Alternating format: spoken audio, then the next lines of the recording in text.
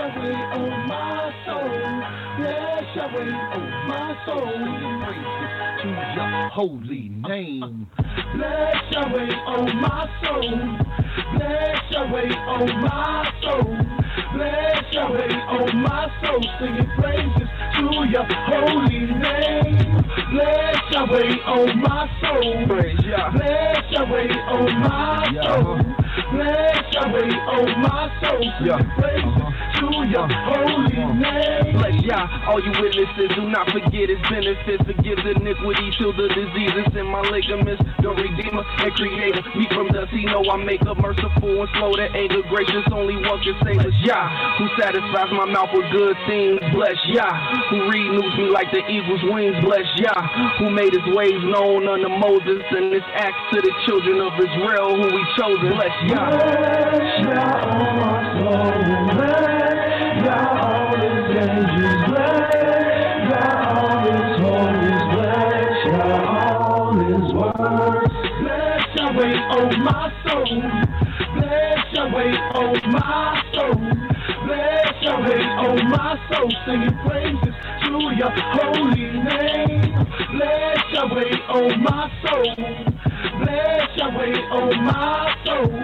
Bless Yahweh, oh my soul. Singing praises to your holy name. I will bless Yah at all times. His praise shall continually be in my rhyme. Praise Yah for unto us his glorious shine. Baruch Yah Malek by Shemaim Elov Ba'aret. Praise Yah for he execute righteousness and judgment for all that are oppressed. He renewed my health like the eagle's wings. Yah fed my mouth with good things. So unto Yah his glory I sing. Yah bless. Bless Yah, oh my soul.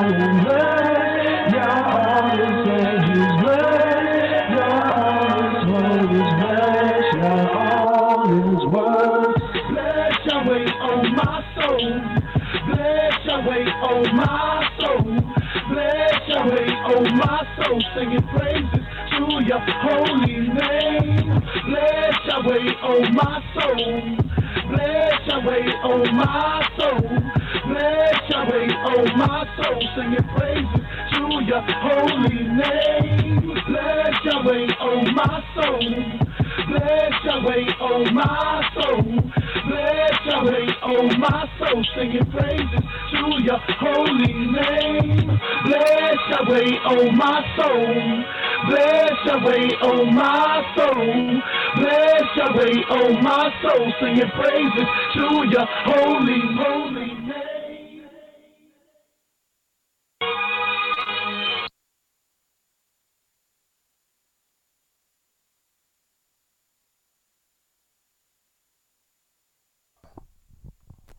Hallelujah. Praise the mighty Yah. Yah is righteous. Yahweh is holy. Let Yahweh be magnified. Shalom, shalom. I am Mowreh Napthtali here at 1907 Vine Street at one of Yahweh's little sanctuary here at the House of Israel. It's a blessing to stand before you once again to bring forth to you nothing but the truth. The truth, the whole truth, and nothing but it.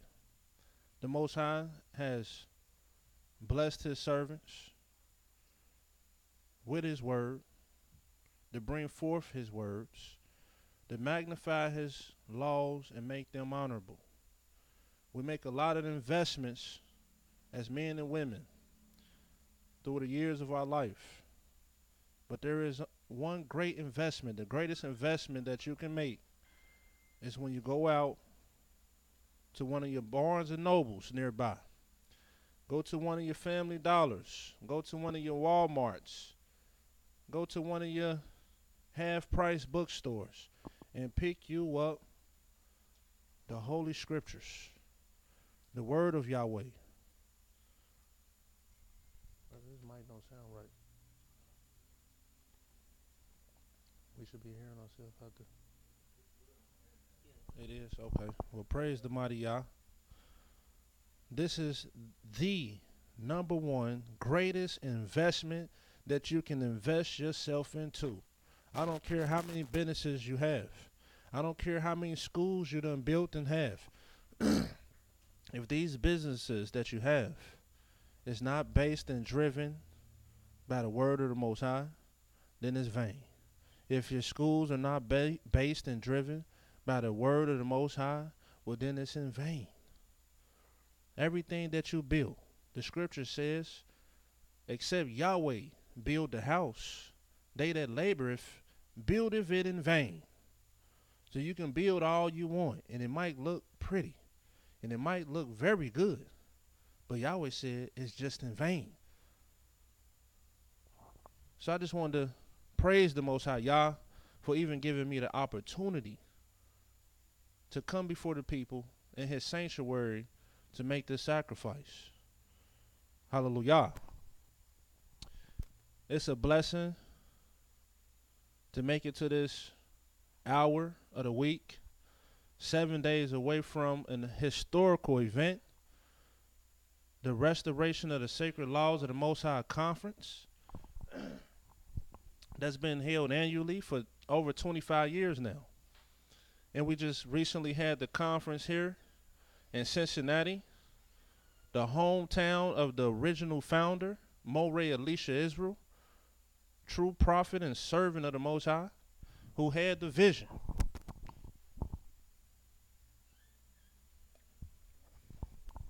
from the Most High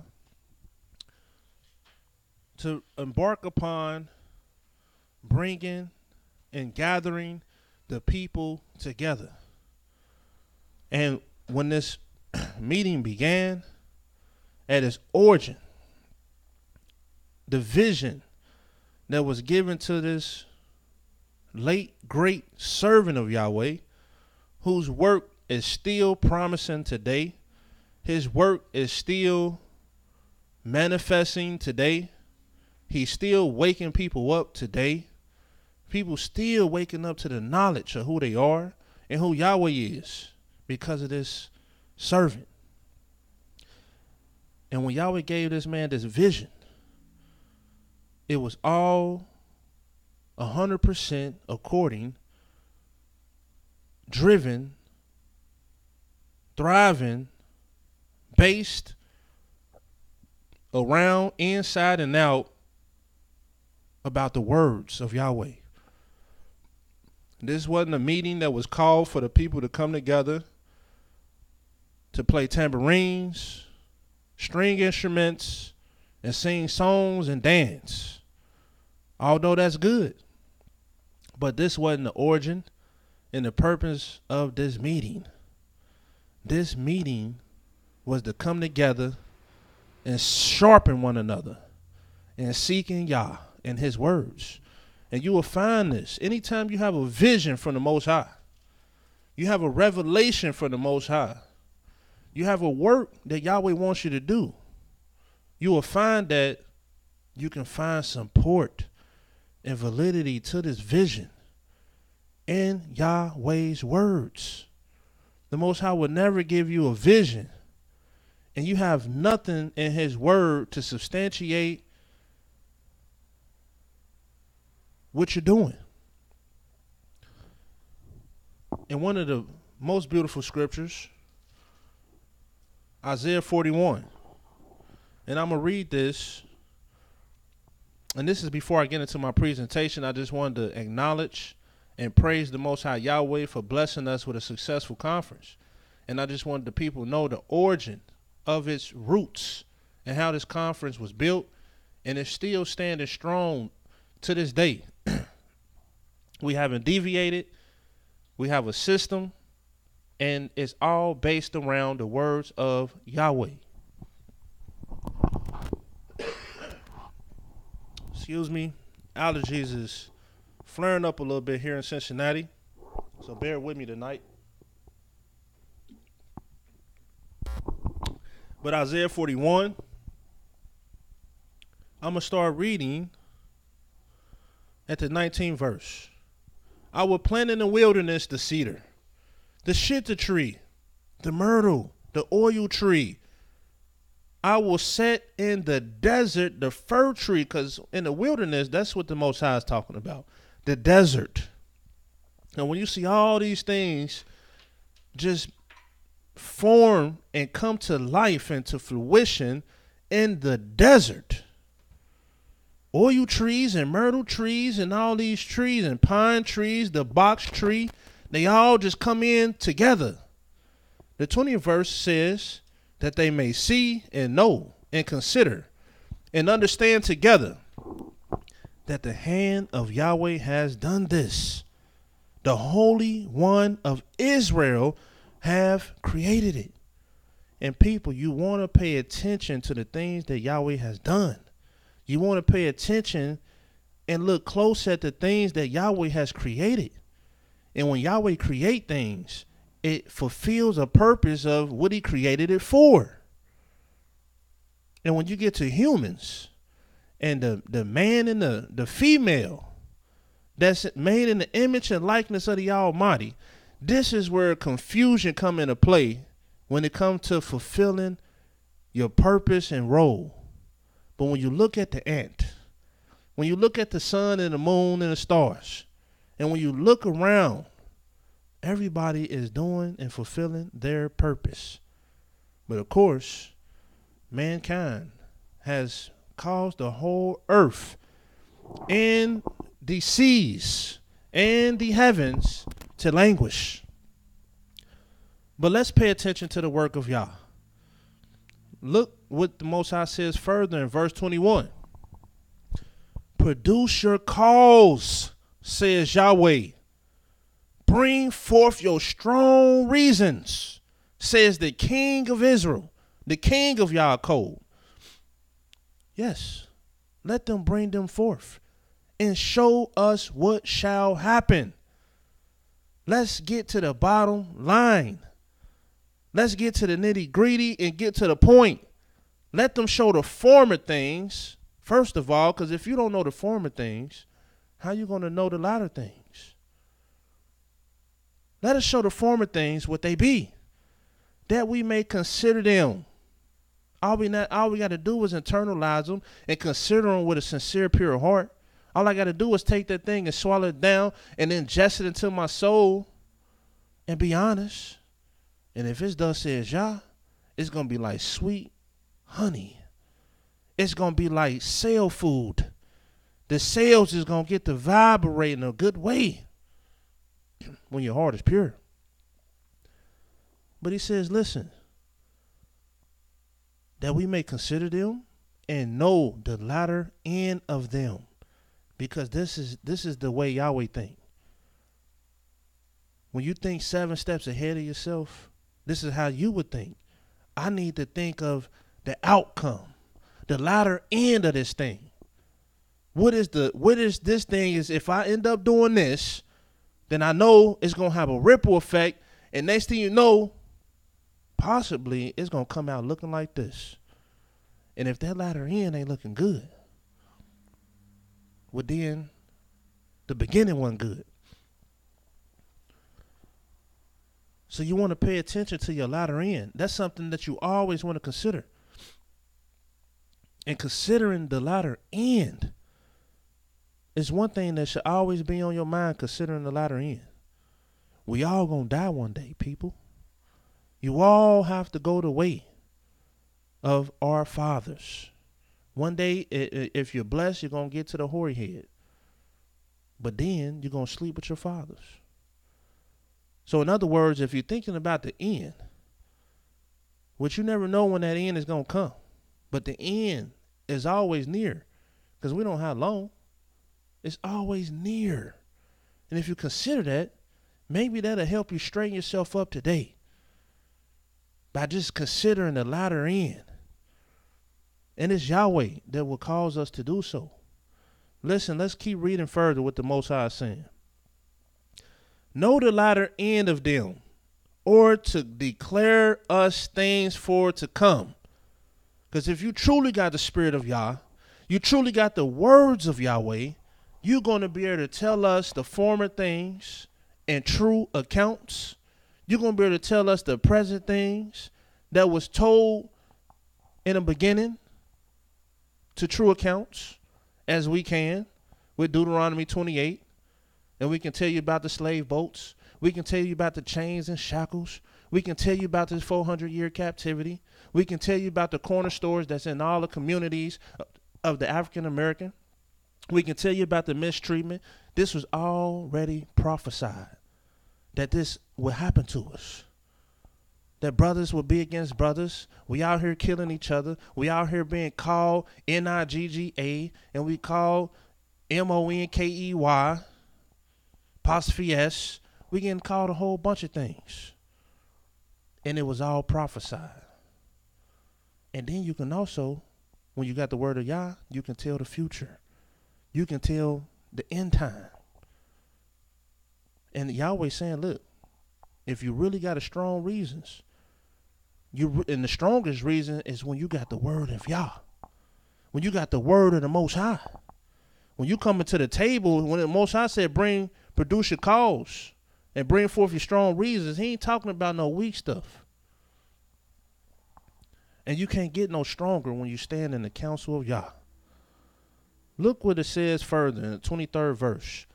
Show the things that are to come hereafter, that we may know that ye are gods.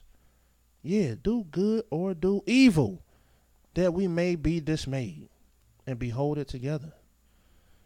And the Most High already know at the end of the day, especially when you're standing against the Most High, you're nothing and you're vain. But I wanted to show this scripture to magnify Yah, his words, and make them honorable. The conference that we just experienced, and you've seen how brothers, you've seen the leaders in separate meetings, and when they were in these closed door meetings, there was only one thing going on. The book of Yahweh was open, and it was being exercised from the mouth of the counselors, and that's all they did. They didn't talk about the next party they're going to have. They didn't talk about fundraisings. They didn't talk about the schools we're going to build here in this captivity, businesses we're going to build in this captivity. They didn't talk about none of that. They talked about, hey, let's get to the word of the Most High and see why is it that we confused on the truths that lie here in this book. I know everybody want to make it all irrelevant. The word of the Most High, and one person teach this and one person, and that's just all irrelevant. Who cares at the end of the day? Well, that's how you think when you done made the word of the Most High void. And his words that he said over here in the book of Deuteronomy, the 32nd chapter,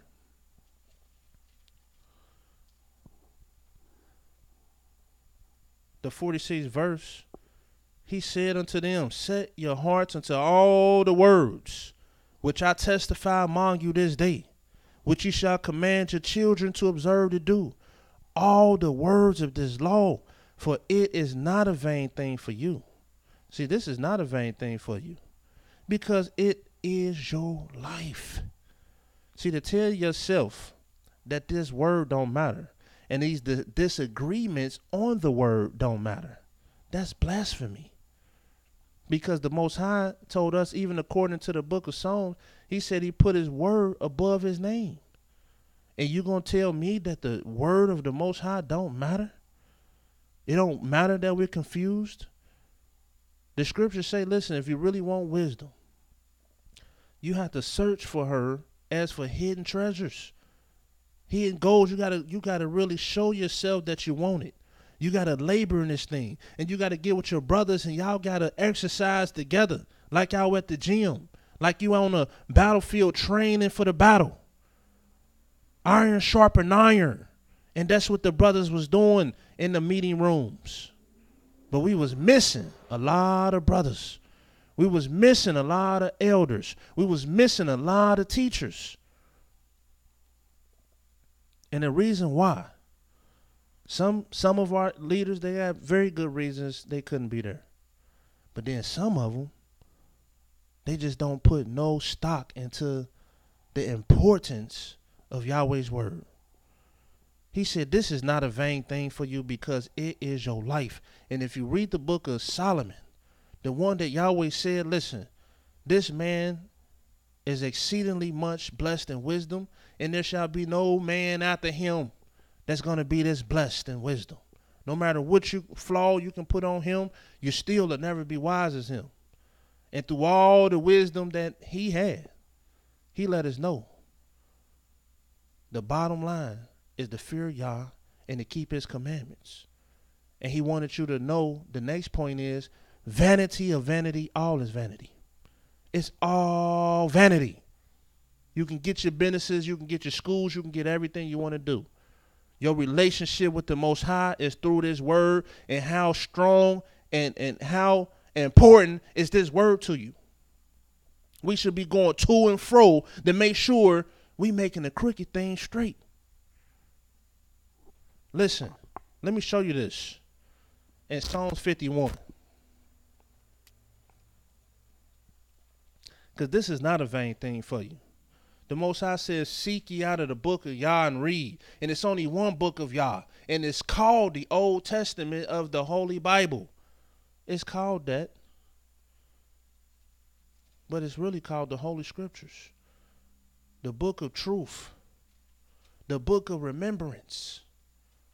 The book of the law. The book of the prophets.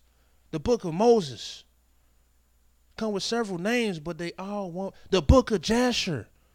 I know people think that the book of Jasher is a different book outside of Yah's book, but let me tell you, people, don't fall in the trap.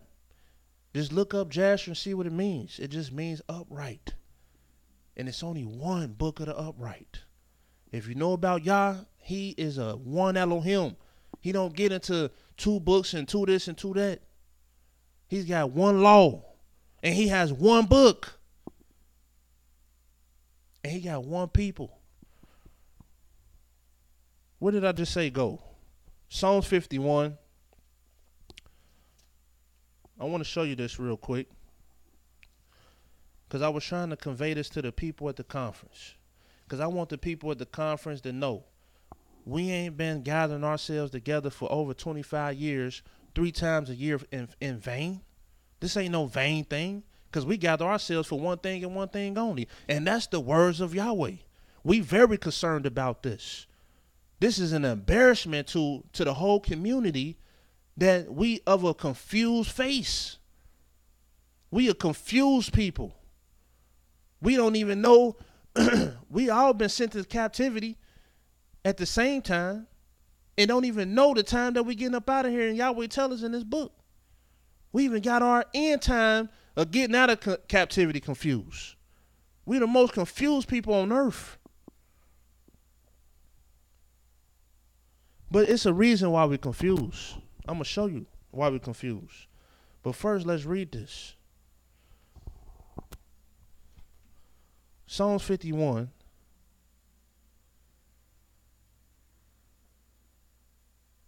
Verse 2. Wash me thoroughly. Excuse me. Wash me thoroughly from my iniquity and cleanse me from my sin. For I acknowledge my transgressions, and my sin is ever before me. Against thee and thee only have I sinned, and done this evil in your sight, that thou mayest be justified when thou speakest, and be clear when thou judgest. And this man hit it on the nail. We all sinners. We all need to sit down, and we all need to be humble. Period. Behold, I was shapen in iniquity, and in sin did my mother conceive me. You ain't even innocent when you come out as a baby. You come out unclean. You come out undone. And that's all sin is. It's undone. It's uncleanness. That's why the prophet, when he seen Yahweh, and said, man, I'm a man of undone lips. And I know that baby, you come out, you're undone. You uncircumcised. You unclean. But Yahweh's mercy endures forever. He's going to let all that clean up and give it time to clean up, give it time to get circumcised, get it time to flourish and blossom into something clean and beautiful. But he says, purge me with hyssop. Behold, I was shapen in iniquity, the 5th verse. And in sin did my mother conceive me. Behold, thou desirest truth in the inward part. And in the hidden parts, thou shalt make me to know wisdom. And people, once you start really getting with the real program, your desire is going to be Yahweh's desire. And if you pay attention, there is nobody that can tell you about Yahweh's desire better than King David. That's a true statement. That's a fact statement. How do I know? Because Yahweh said, this is a man after my own heart. The Most High raised up a man, molded a man to be an example of a man that got a heart like Yahweh. He's the only man in the scriptures that's ever said about. And all the other men that came after him, he was used as the standard. So it don't take a rocket science to figure out. If you want to know Yahweh's desire, go ask King David.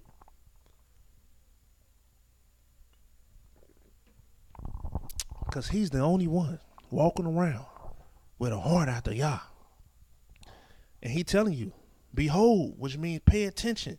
Behold, which means listen. Look, thou desires truth in the inward parts. And in the hidden part, thou makest me to know wisdom.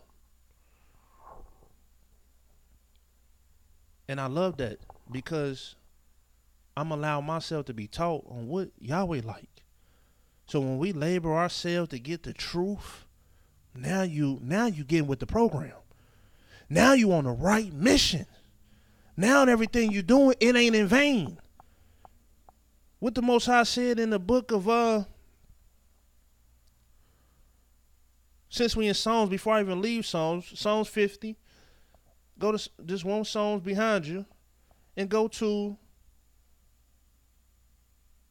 the 19th verse.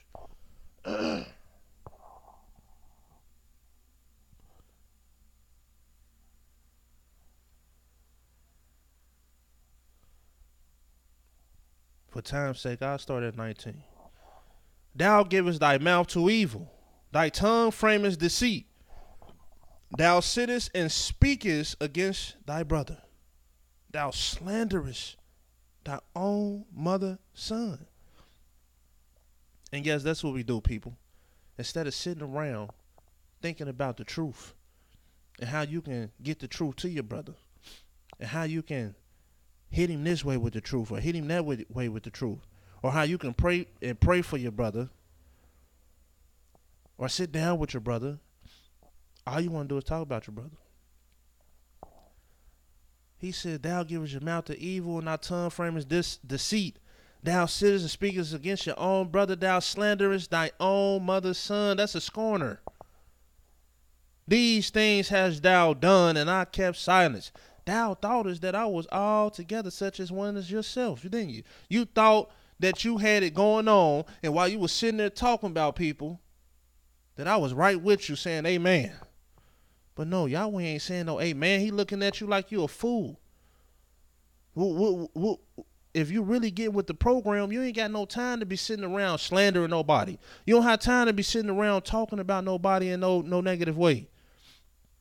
You don't have time for negativity, period, and feeding on that. Scorning.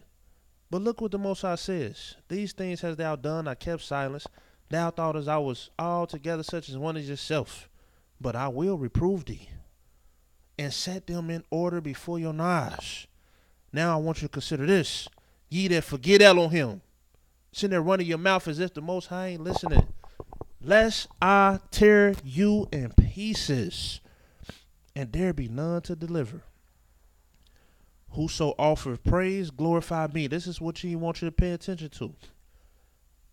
Whoso offereth praise, they glorify me.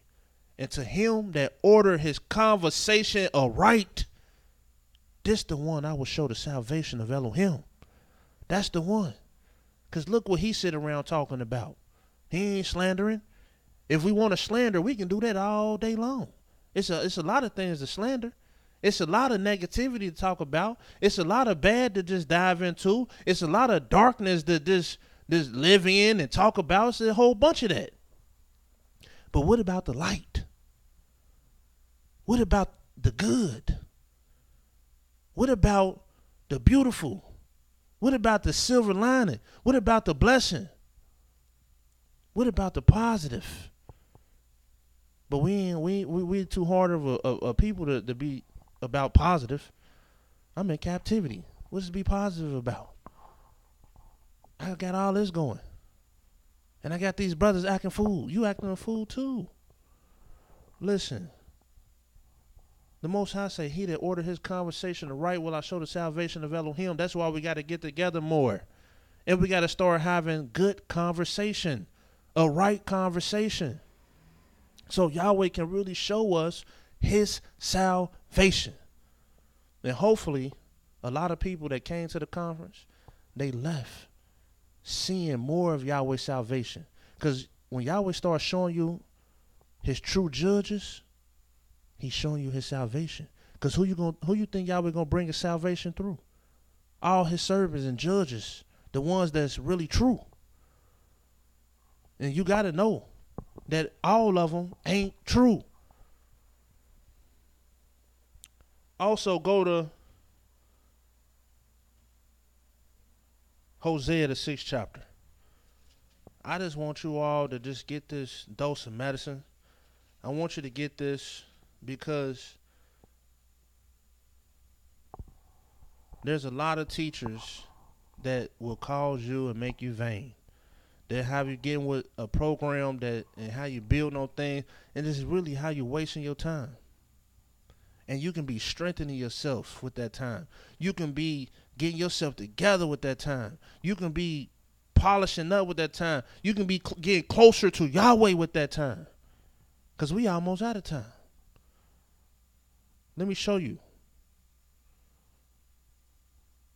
Hosea, the 6th chapter. Look what it says. Starting at the 5th verse.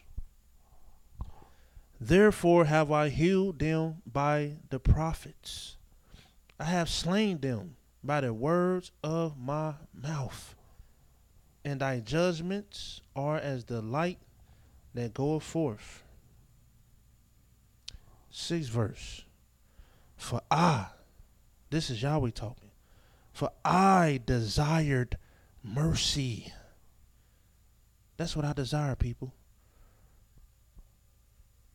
So you better get to investing in it, because that's my desire. And if you get with the program, the right program, all your investments should be into Yahweh's desire.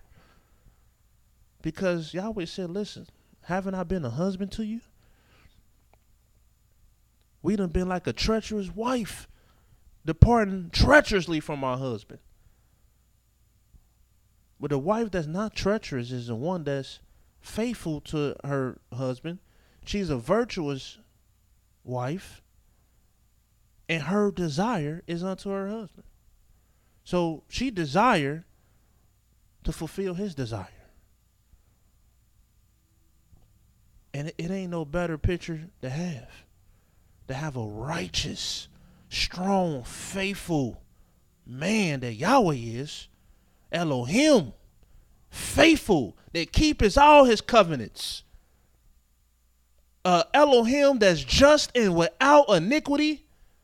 You can't put no flaws. You can't put no wrongs, no sins, no transgressions, no iniquity, no uncleanness. His hands is freely clean.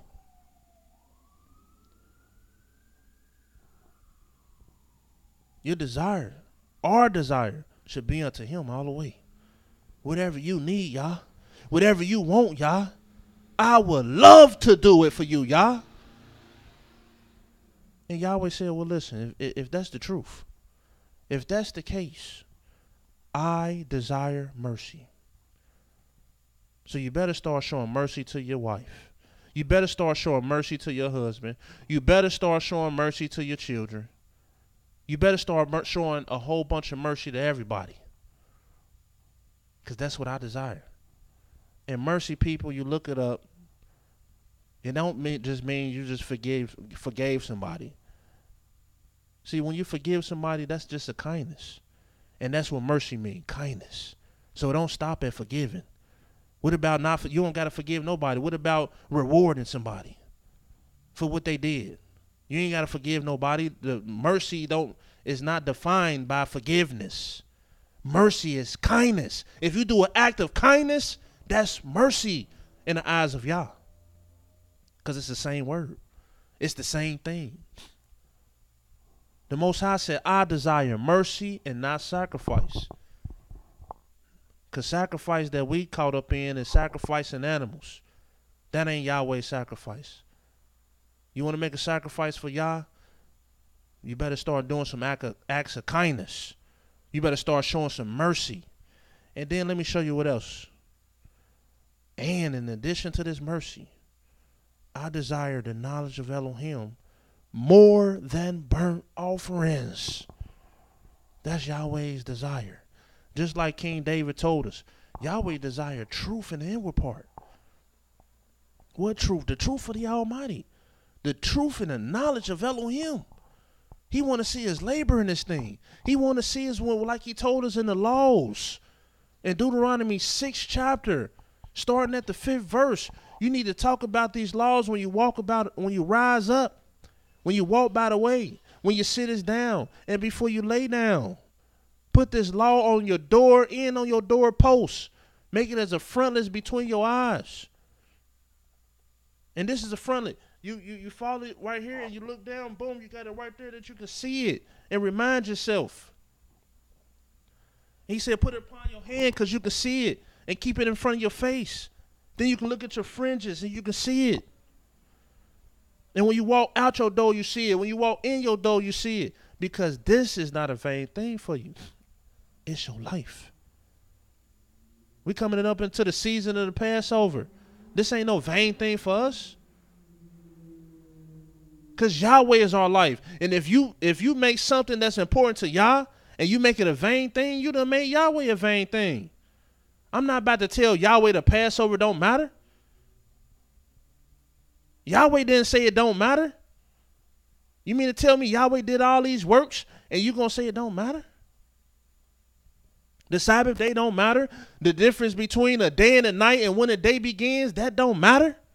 All you saying is Yahweh don't matter. His works don't matter. His works is vain. Please, people, let's not do that to our Yahweh. Please. That's blasphemy. The Most High said he desired for us to get the knowledge of Elohim. And the only way you're going to get it is if you labor for it and you sharpen iron with your brothers. The Most High said here in Malachi,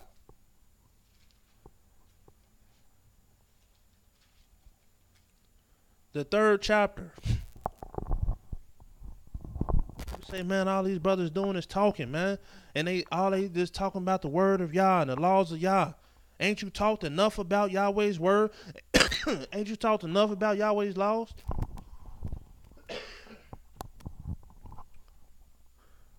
That's like asking me, am I tired of living? You tired of living? I ain't tired of living. I'm trying to live forever. And as long as I live, the word of the Most High is going to forever be in my mouth. The name of Yah is going to be forever in my mouth. And if you ain't with that program, then, hey, I guess we just got to part ways and be on different programs. It's all good at the end of the day. We all seeking Yah. Hopefully. Malachi, the 3rd chapter. Look what it says. Starting at the 13th verse.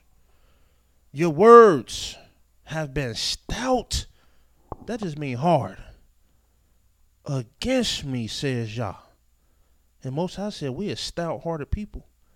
This is why you'll go in front of the people and say, man, it don't matter when the day begins. It don't matter the difference between the day and the night. I done asked brothers, what's Yahweh's name? It don't matter what his name is right now. It don't matter about this and that.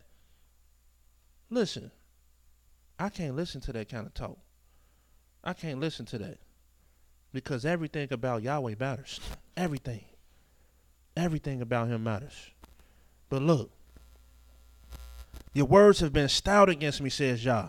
Yet ye say, what have we spoken so much against thee? Ye have said it is vain to serve Elohim.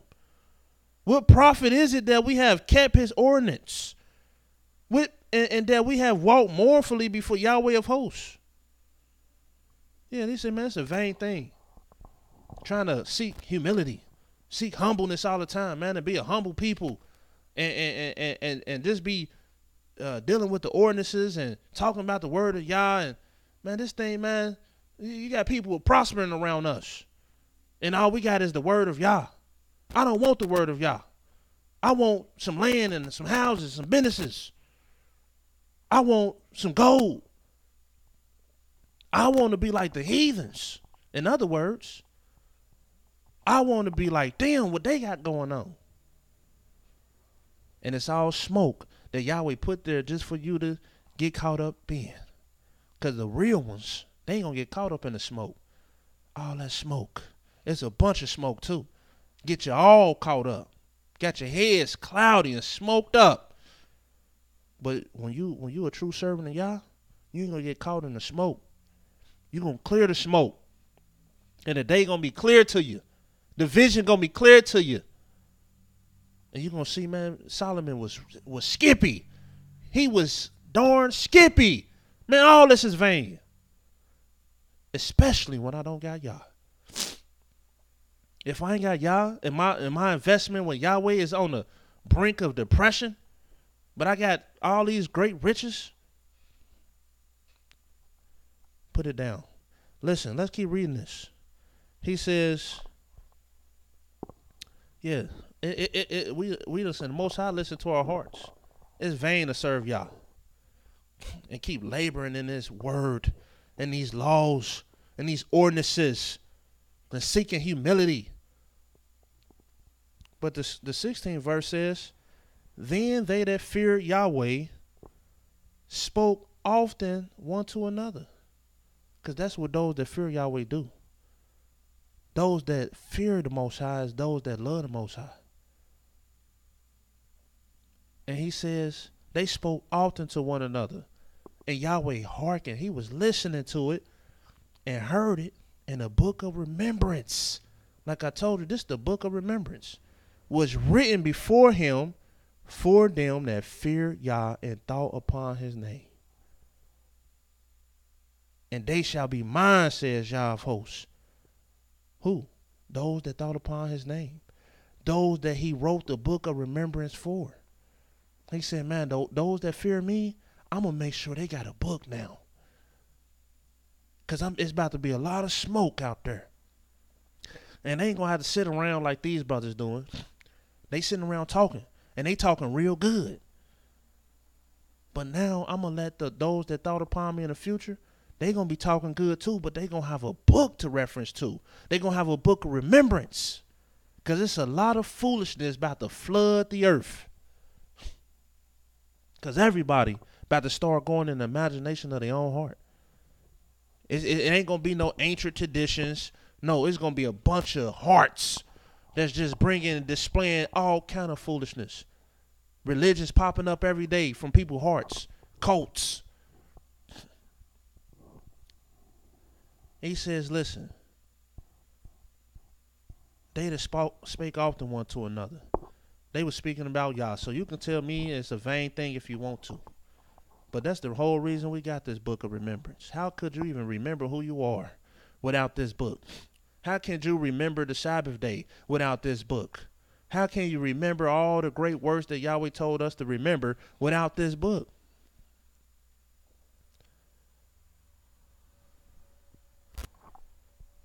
Praise the mighty Yah.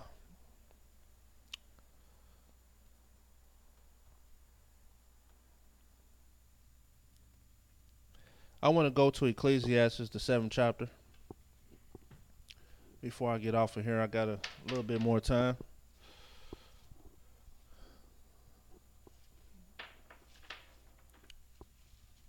The conference was a success. It was beautiful. and we didn't hold nobody back.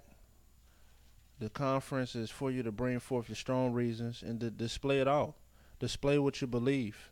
And I seen a lot of beliefs, and I seen some things that, of course, I don't agree with. I definitely don't agree that the 400 years is about to end, but we still gonna linger around for 10 more years because it's a process to get up out of captivity, and we're gonna have to stand in line and sign some paperwork, and we're gonna have to do. It's gonna be a whole process, and it's gonna last about 10, 20 years after 400 just to get out of here. I heard some of that kind of stuff. Definitely don't agree with that. That ain't how Yahweh work. Most High said 400. That's what he meant. But see, we think Yahweh's words come back vain. And Yahweh he don't say what he mean, and he don't mean what he say. Well, Yahweh has got some reproof for a lot of us. Really all of us. But look what it says in Ecclesiastes, the 7th chapter. I'm going to start reading at verse 1.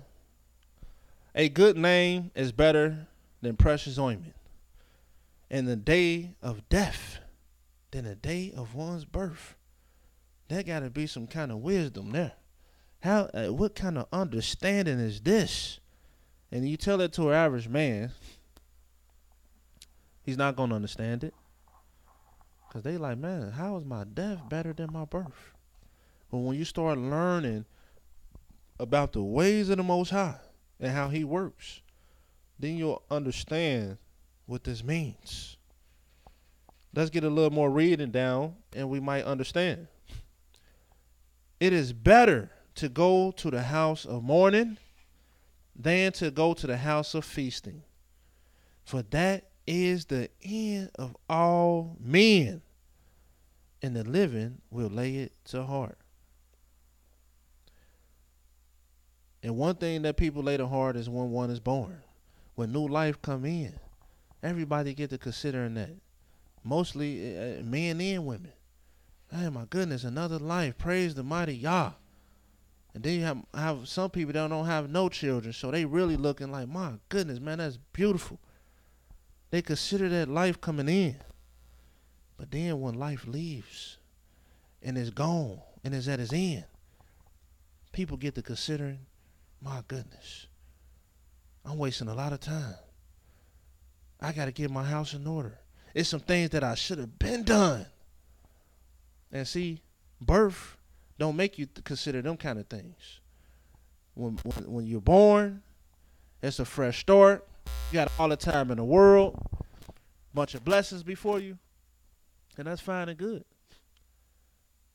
But when something hits your heart that calls you to start thinking about your mistakes, it start getting you to think about your errors, and start getting you to think about how to get your house in order.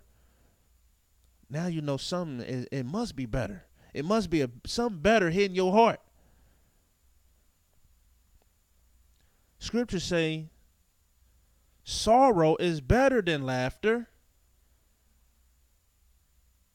for by the sadness of the countenance, the heart is made better.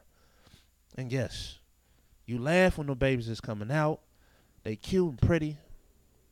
But you're sorrowful when that same baby died.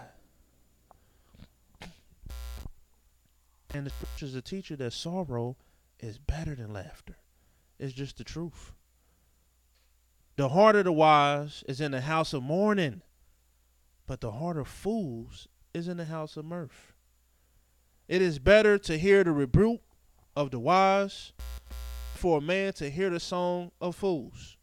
For as the crackling of thorns under a pot, so is the laughter of the fool, that is also vanity. Surely oppression make a wise man mad, and a gift destroy the heart. Now watch this. Better is the end of a thing than the beginning thereof. And the patient in spirit is better than the proud in spirit. Hallelujah. And so this is wisdom that you have to get yourself up on. And right now, people, we are in the end time. This is the best time. This is the better time. And this is the time to really start considering getting our house in order, humbling ourselves, gathering ourselves together. Look at Proverbs, the 19th chapter.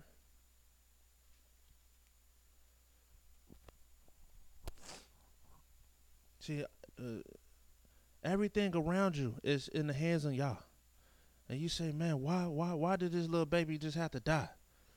Maybe the Most High let that baby die so 1 million people's hearts can get better.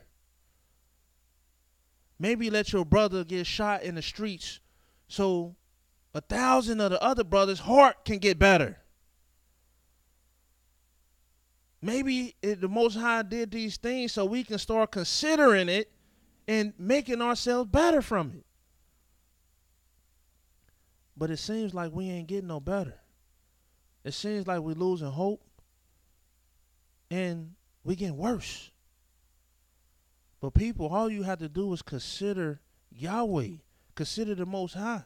And he will answer you. Long as your heart is pure. And for it to be pure, you just have to be sincere. Just be honest. Be truthful. And acknowledge that, yes, I know I got abominations in my heart. I know it's foul. And I know it shouldn't be there. And then you come before the Most High and say, I just need you to help fix me. Because you know what you need to humble yourself to the fact that you can't do it yourself. You ain't going to fix yourself. You ain't going to fix that hard heart. Look what it says in Proverbs, the 19th chapter.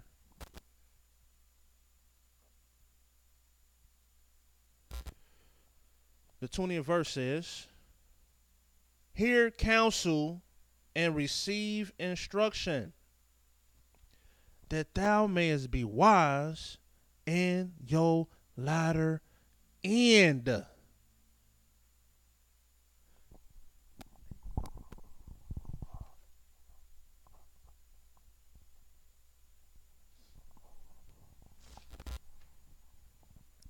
You want to be wise in your latter end. Because in the beginning, you ain't going to be so wise. You got a lot of listening. You got a lot of observing. And you got a lot of learning. But at the end, if you get it, then that's when you're going to see all the fruits flow down the river at one time. That's when you're going to see it, all the pieces just come together. And you're going to feel and see this is what it meant. And then the hard work pays off. The long, restless nights pays off. The hard, long days pays off. Your diligence, your due diligence pays off. But it don't pay off until the latter end. Stop trying to get your praises and get everything up front in the beginning. It's the end where you want to put your focus to.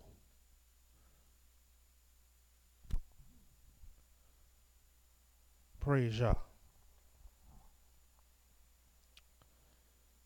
And before I get off of here, what time am I supposed to go to? 8:35. Okay, yes sir. I want to show this. Dealing with the latter end. Yahweh is the one that taught us about the latter end. He said he created the heavens, the earth, and all that in them is in 6 days. And he rested the 7th day. And that day he blessed it, he sanctified it, and he hallowed it. You'll read that in the book of Genesis, the 2nd chapter. For those that might be listening in for the first time, is just trying to learn. This is a true event that Yahweh has done. See, the Most High didn't start celebrating at the beginning of the week because his work wasn't done. He didn't start turning up soon as that was light and say, wow, goodness, it's light. Let's make it happen. No. Most High had to go through the whole gambit of his works And then it's Genesis 2, verse 1, thus the heavens and the earth were finished, and all the hosts of them. And on the seventh day Elohim ended his work, which he had made, and he rested on the seventh day. My goodness, Yahweh getting some rest? Praise the mighty Yah. Go on, get your rest, Yahweh. Most of the people say, well, Yahweh don't know. I don't care. Yahweh don't, yeah, he don't need the rest. But if he want to rest, man, let Yahweh get his rest. We done caused Yahweh to labor with our sins. And people say, man, well, Yahweh only rested on the first Sabbath day. And then all the Sabbath days that after this Sabbath day, Yahweh don't rest no more. But Yahweh said we causing him to serve with our sins. He's dealing with the people every single day. This foolishness, the Most High sit as a judge. He's a judge. And he's judging us every single day. And this is why some of y'all getting promotions. This is why some of y'all getting demotions. This is why some of y'all alive and some of you dying. Yahweh is orchestrating all of this thing. But listen what he says. And Elohim blessed the seventh day. He sanctified it, because in it he had rested from all his work which Elohim created and made. And see, a lot of people don't realize that Yahweh actually did that. He actually sanctified one of the days of the week. And it was the latter day. It was the end day. It was the end of the week. Yes, he blessed the day of the week. He blessed it. He sanctified it. And when you go to Exodus 20, he'll even tell you that he hallowed it, meaning he made it holy. Now you got a day of the week that's just totally different from all the days of the week. It's the best day of the week. So Yahweh has been teaching us that the end is better than the beginning since the beginning of time. He's been teaching us that. And this is the way of the Most High. Look what the Most High tell us in Isaiah 40. And I want to see if this is getting to the meat of the matter.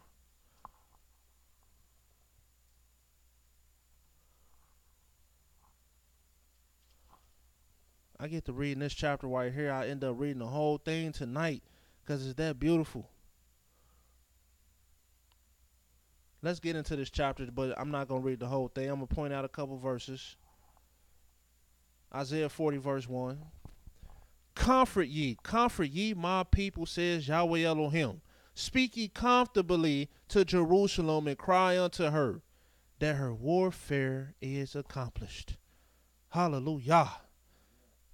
That her iniquity is pardoned, for she have received of Yahweh's hands double for all her sins. Can you believe that? Yahweh just said that we done receive double. And he done pardon our iniquity. This is written. This is done, people. Yahweh done pardon us. Now you about to start seeing Yahweh's mercy shine upon the people. So we in a blessed generation. Because we ain't at the beginning of the captivity. We at the end. So no matter how it looks, I can rest assured that I know it's better. This is a better time. And it's going to get ugly, but it's still better. Because the Most High said, look, now it's over. And now we can speak comfortably. We don't have to fight and toil no more. But listen, let's keep reading this. The 7th verse says, the grass withereth, the flower fadeth, because the spirit of Yahweh bloweth upon it. Surely the people is grass. The grass withereth, the flower fadeth, but the word of our Elohim should stand forever. You can throw it in the garbage all you want. You can say it don't matter all you want. But you're not going to stand forever. Especially when you're talking like that. The word of Yah is going to stand forever. Forever, it's going to be the most important thing. It's going to be the last thing standing. Period. O Zion that bringeth good tidings. And people, that's what we bringing with nothing but the truth. I want you to know this. All we bringing is good tidings. We ain't bringing no scorning. We ain't bringing no hating. We ain't bringing no division and decisiveness and dissension. We ain't bringing no foolishness. We bring in the truth, and it's all in love. And if anything, everything we're doing and standing for is about unity. Our doors is open. We done called our brothers out, trying to sit at the table of brotherhood with our brothers. We done shown support to all the events that's going on around people's meetings. We trying to show the support.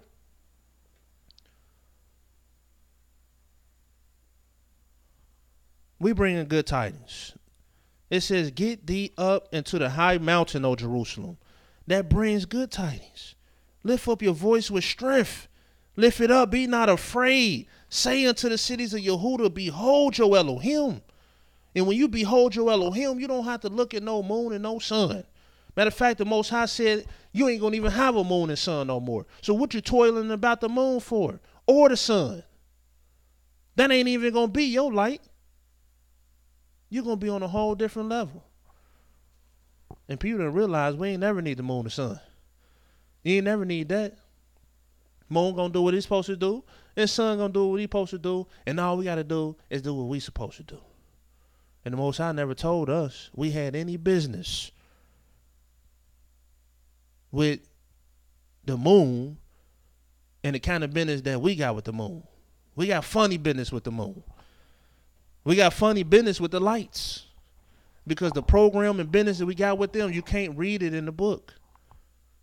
Where's our the moon coalition in the scriptures? Where's the moon watchers in the scriptures that had to tell the people what day of the moon? What day of the moon? Why would you even use the word day and moon together in the same sentence? That's like talking about basketball, a basketball, in the midst of talking about a football game. What the basketball has no bearings on nothing with football. It's out of place. And a day and a moon don't go together. Matter of fact, the Most High told us in the beginning that he created the moon and the sun and the stars to separate day and night. Some say, man, it was created on the fourth day. Everything Yahweh created was during the daytime. So you're going to tell the lions that, listen, you was created during the day, so you need to be out here during the day. And you're going to tell all the beasts, y'all need to be out here during the day. The beasts know their season. Although the Most High created them during the day, the season for the beasts is at night. And they know the season that they supposed to be in, no matter when they was created. And the moon know the season he's supposed to be in, no matter when he was created. So the days of the moon, that don't even make sense to me. Now the nights of the moon, now we talking. But listen, let's keep reading this. Look what the Most High says in the 15th verse. Behold the nations. Yeah, look at them. Pay attention to them.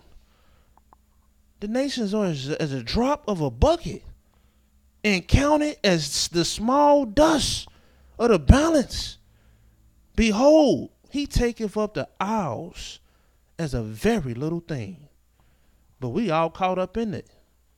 All that dusty smoke out there, you caught all up in it.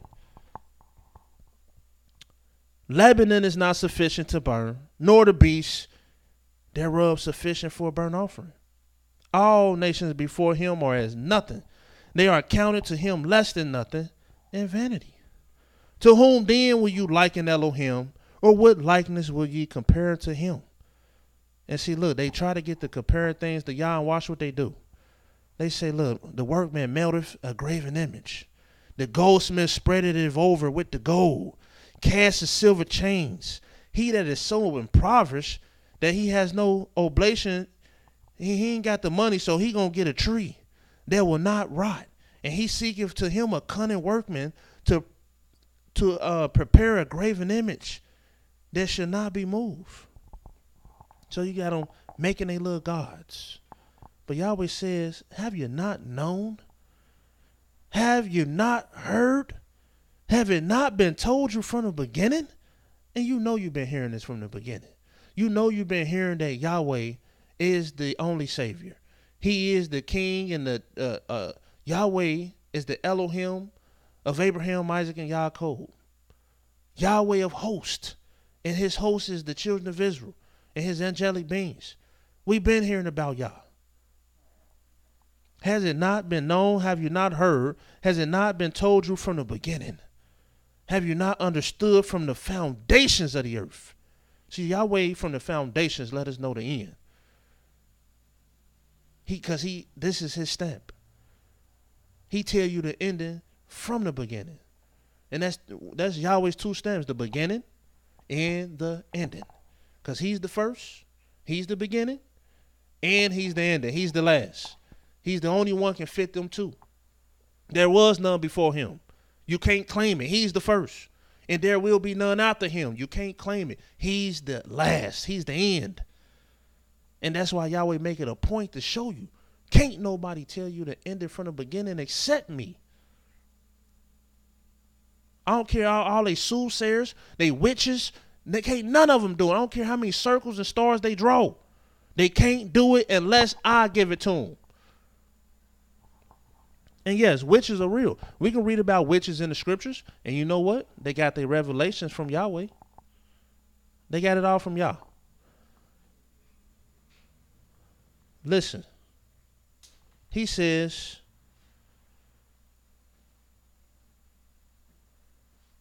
has it not been understood from the foundations of the earth? It is he that sitteth upon the circle of the earth, and the inhabitants thereof are as grasshoppers, that stretches out the heavens as a curtain, spreadeth them out as a tent to dwell in, and that brings the princes to nothing. He maketh judges of the earth vanity.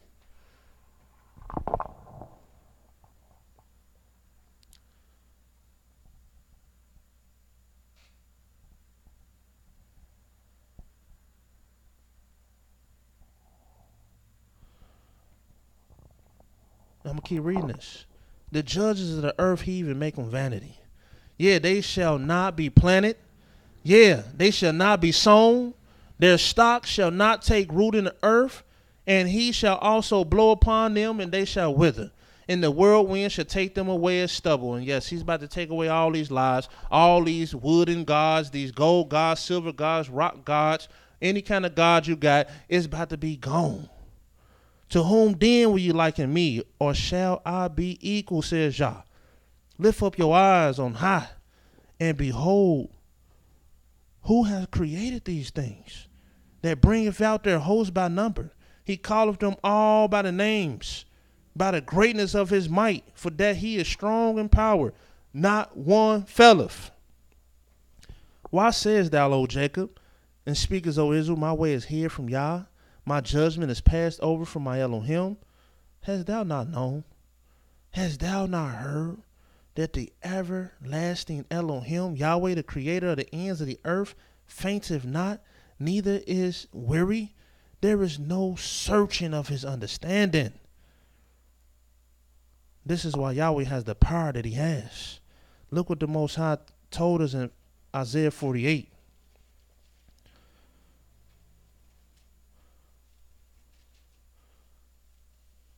Isaiah 48.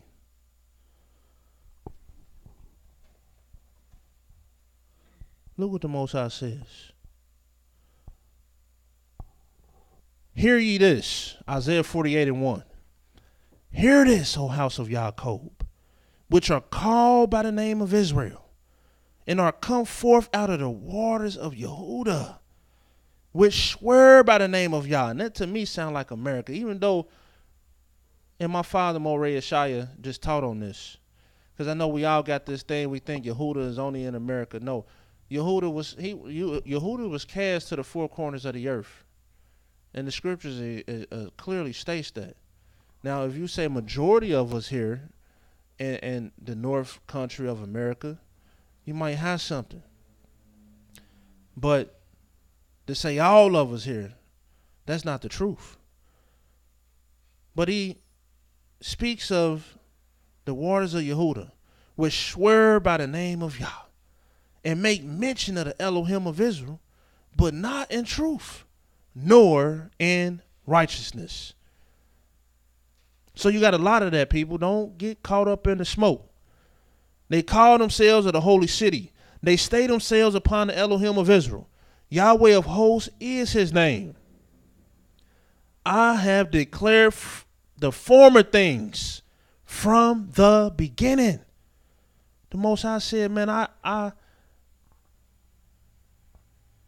he said, I divided the nations according to the tribes of Israel. He divided the nations according to the tribes of Israel before Israel was even ever thought of. Before they even was a nation, before even Abraham came on the scene, he already had divided the nations according to Abraham's seed. I declare former things from the beginning, and they went forth out of my mouth. I showed them and did them suddenly, and they came to pass. And look what the Most High says. He said, because I knew that thou art obstinate, and thy neck is an iron sinew, and thy brow is brass. Everything about your face and your neck is just straight hard. I have even from the beginning declared it to thee that you are hard people. Before it came to pass, I showed it thee, lest thou shouldest say, my idol have done them. My graven image and my molten image have commanded them. No, show me where your idol got a book that can tell us about our plight. Show us where your idol has these words telling you to end it from the beginning, and it's all adding up. Show me what your idol has to say. I want to hear your idol speak. Does he speak? Does he hear? Can he see? Does he talk about anything that's going on? No, he don't. Your idol ain't declared nothing. Your idol ain't showed nothing. And that's why you can't see nothing. Because your idol, you got the same spirit. Deaf, dumb, and blind. Listen. Thou hast heard, see all this, and will not ye declare it? I have showed thee new things from this time, even hidden things, and thou didst not know them.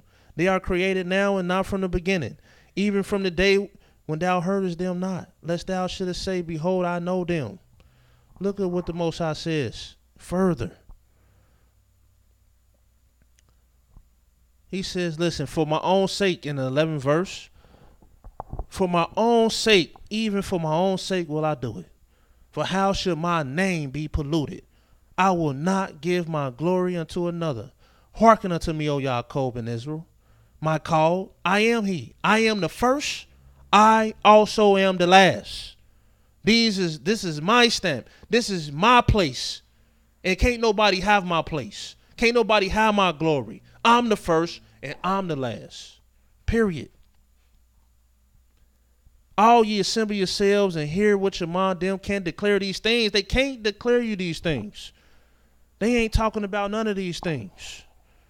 You ask our Christian brothers and our Muslim brothers, what did your idol say about our captivity? What did he say about these 400 years?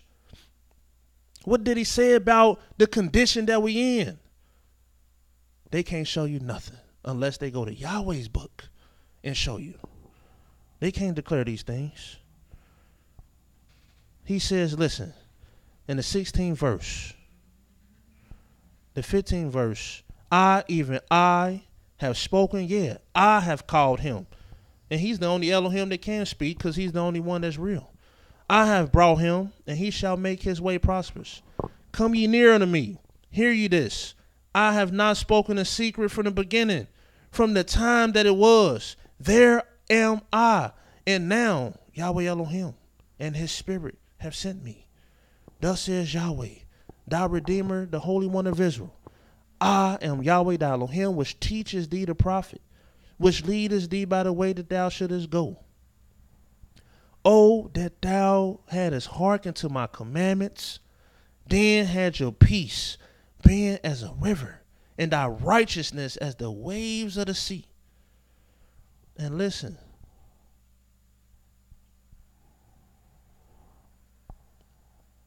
Go ye forth of Babylon. Flee ye from the Chaldeans with the voice of singing.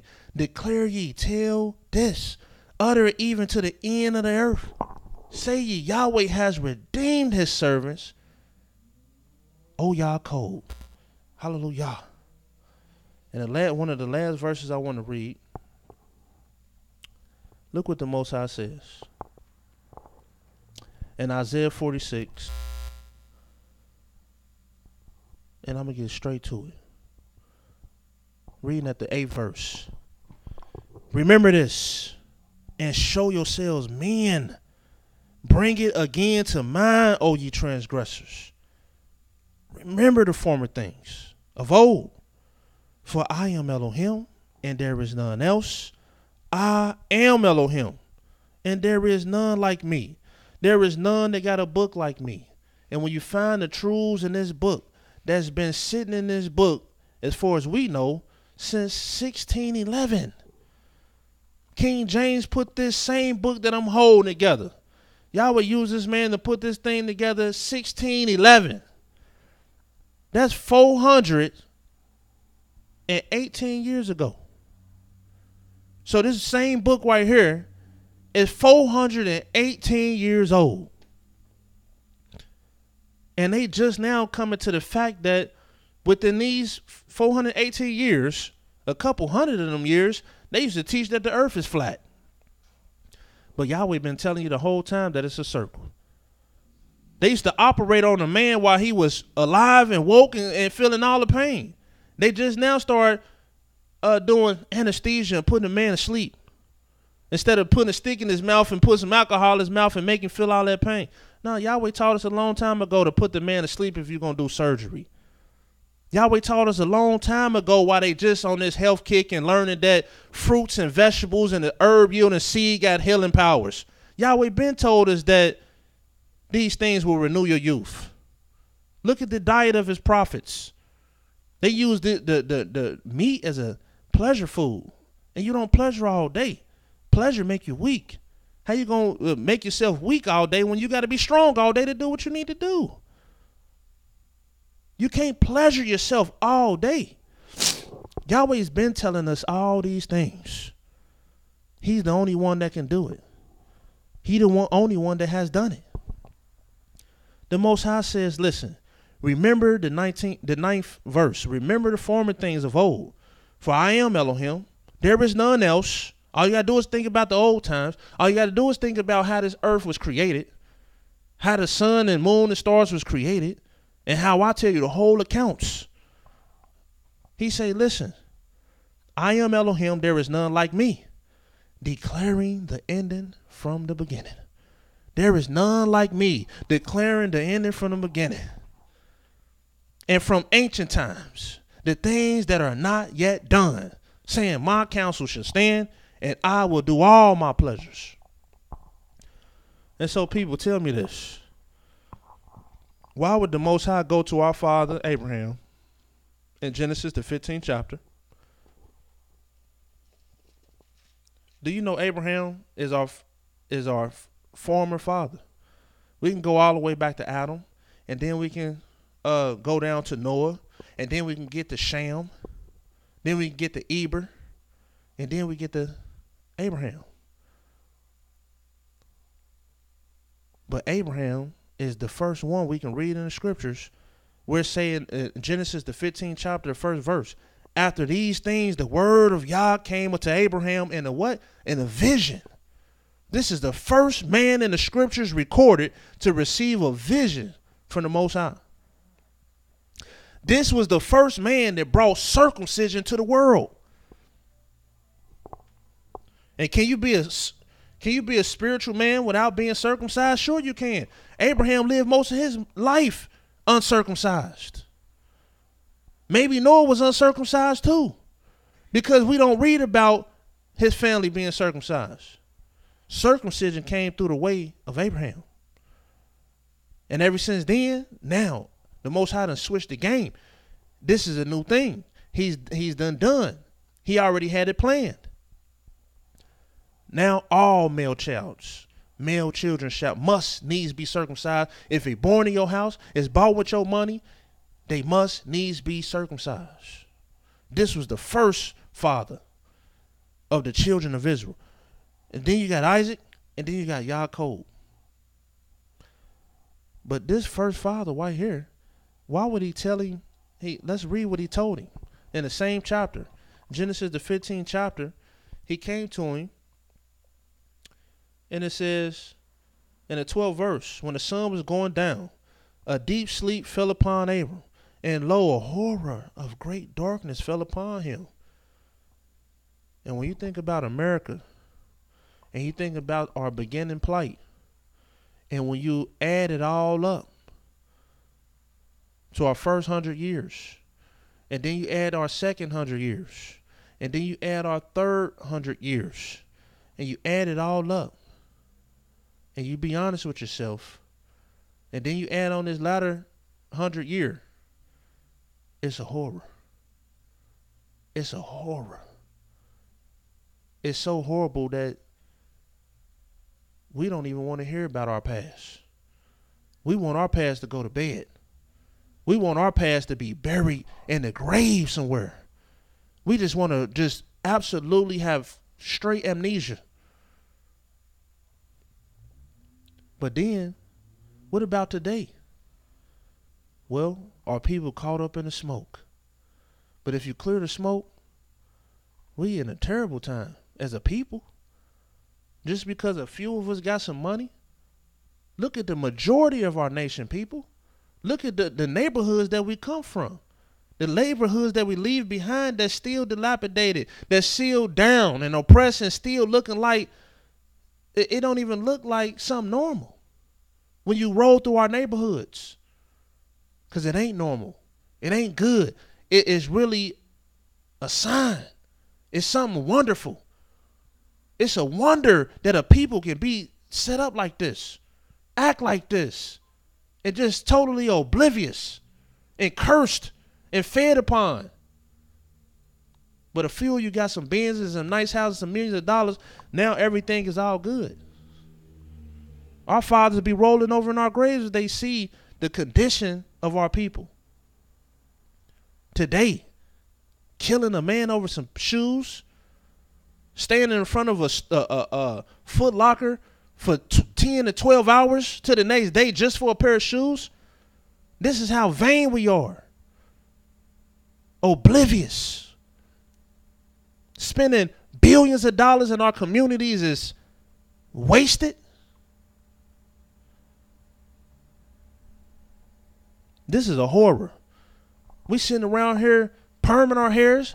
We wearing green hair, pink hair, red, just looking like clowns. Putting tattoos all over our bodies, piercing all over our bodies. Wearing our clothes with our butts out. They're out in public. We done fooled out, people. This is a horror. But listen what he says, and then I'm going to get off of here. He said unto Abram, after he said, I'm going to start at 12th verse. When the sun was going down, a deep sleep fell upon Abram, and lo, a horror of a great darkness fell upon him.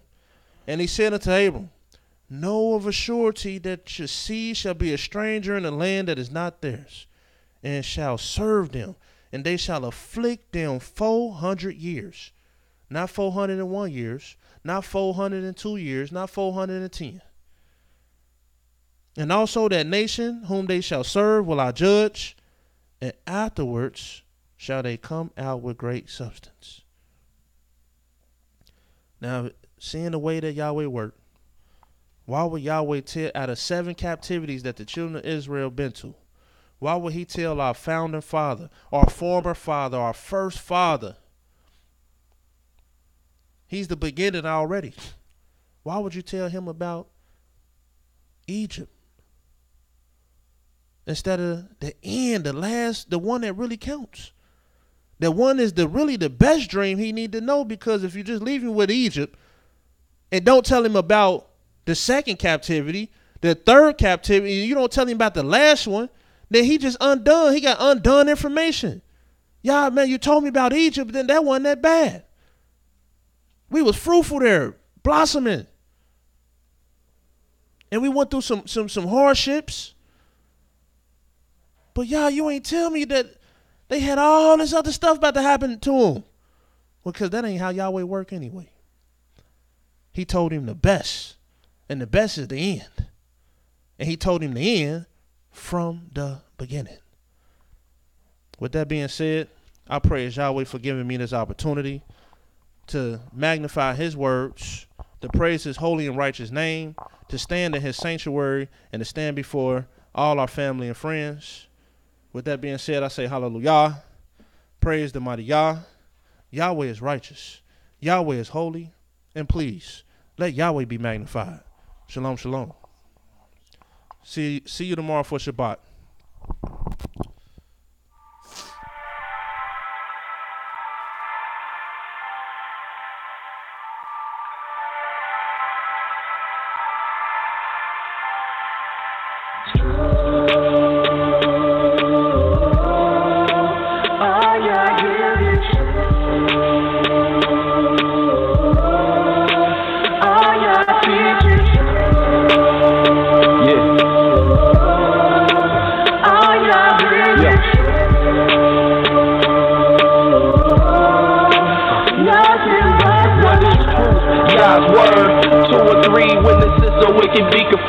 To you, my Yah, do I lift up my soul. And trusting you, he always kept me whole. And left my enemies deep in their holes. Let none that wait on Yahweh be ashamed. For shame on those who sin without a cause. Show me your ways, please teach me your laws. Oh Elohim of my salvation, I'm staying down impatient. As a child, all the while I'm waiting. Remember not the sins of my youth. Lead me in your truth, and he'll give your soul ease. The earth shall remain inherited by a seed. The secret of Yahweh who fears Elohim, who believes everything. And to every word spoken, you can't take heed unless you hear somebody curse. You know you did the same thing. That's why I'm begging Yah for mercy and his love and kindness, cause I know that I ain't worthy.